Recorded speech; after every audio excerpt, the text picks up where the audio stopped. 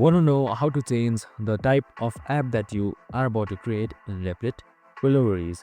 In this video, I'm going to show you an easy step-by-step guide on how you can do it. It's super simple and another minute, so let's get straight to it. Now, first things first, simply open up your replit.com website. So once you've done that, you should be provided in this interface right here. So if this interface is not here for you, you have to log in. So here I also created a video on how to log in, so make sure to watch it. So once you have logged in here, you should be seeing on the left side home, you can just simply select it, or you can just simply select create app as well. So once I've done that, you should be directed to this interface right here.